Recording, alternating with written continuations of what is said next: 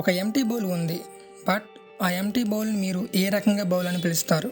పాత్ర గోడను బట్ట లేదా పాత్ర లోపలి ఖాళీ స్థలాన్ని బట్ట? సామాన్యంగా మనం బౌల్ గోడను బట్టి దాన్ని బౌల్గా నిర్ధారిస్తాం. బట్ అది శుద్ధ తప్పు.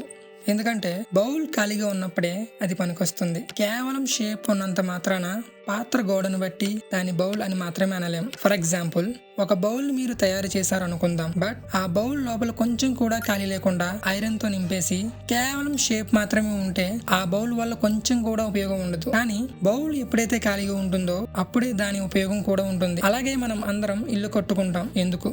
లోపల ఖాళీ స్థలం కోసం, ఎండ నుండి వాన నుండి రక్షణ కోసం. బట్ మనమందరం ఇంటి లోపల స్థలాన్ని అనవసరమైన వస్తువులతో చెత్త చెదారంతో నింపేసి ఒక ఇరుకులో కిక్కిరిసి బతుకుతున్నాం. సో మన మనసు కూడా ఇంతే. మన మైండ్ ని చెత్త చెదారంతో నింపేస్తున్నాం. మన మైండ్ లో ఖాళీ లేకుండా పోతుంది. దాంతో మనం మన మనసులో కాకుండా ఆరు బయట చెత్త కుప్పలో సేద తీరాల్సిన పరిస్థితి వచ్చింది. సేమ్ ఇంటిలానే మన మనస్సు కూడా ఉండాలి. బయట గోడలు స్ట్రాంగ్ గా ఉండాలి, బట్ లోపల ఎంతో ఖాళీ స్థలం ఉండాలి. అలా ఇల్లు ఖాళీగా ఉన్నప్పుడే నువ్వు నడవడానికి, వండుకోవడానికి, తినడానికి, నిద్రపోవడానికి వీలుంటుంది. మీ శరీరం కూడా స్ట్రాంగ్ గా ఉండాలి, ఎముకలు దృఢంగా ఉండాలి. బట్ మీ మైండ్ మాత్రం ఎప్పుడు ఎంప్టీగా ఉండాలి. మీ మైండ్ ఎంప్టీగా లేనప్పుడు మీ శక్తి ఒక రోదన చెందుతుంది. ఆ రోదన నుండే పోరాటం మొదలవుతుంది. ఫర్ ఎగ్జాంపుల్, తుఫాను వచ్చినప్పుడు పెద్ద పెద్ద చెట్లు విరిగిపోతాయి. బట్ చిన్న చిన్న గడ్డి పరకలు మాత్రం తుఫాన్ని జయిస్తాయి. ఎందుకంటే ఇక్కడ గడ్డి పరకలకి వంగే గుణం ఉంది తప్ప తుఫానుతో పోరాడే గుణం లేదు కాబట్టి. బట్ పెద్ద పెద్ద వృక్షాలు మాత్రం తుఫానికి అడ్డంగా నిలబడి అడ్డంగా విరిగిపోతాయి.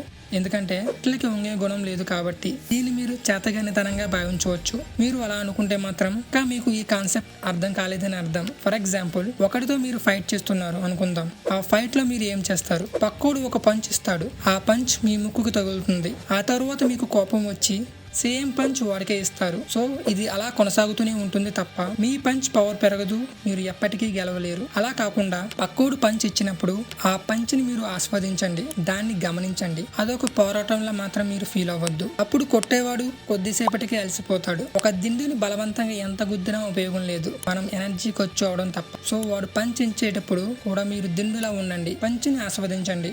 దెబ్బలు తగులుతాయి, బట్ కోపం తెచ్చుకోవద్దు. ఎందుకంటే మనం కోపం నుంచే అనవసరమైన శక్తి ఎక్కువగా ఖర్చు అవుతుంది. సో వాడిని పంచులు ఇస్తూనే ఉండనివ్వండి. చివరికి వాడు అలసిపోతాడు. ఎందుకంటే వాడు నిన్ను శత్రువు అనుకుంటున్నాడు. నువ్వు మాత్రం అలా ఫీల్ అవ్వద్దు. నీ సంకల్ప శక్తిని శూన్యం చేయి. ఎనర్జీని మూట కట్టుకుని వాడికి ఒక్కటివ్వు, దెబ్బకి అవుట్ అయిపోతాడు. దీన్ని మీరు ఎలా అర్థం చేసుకోండి.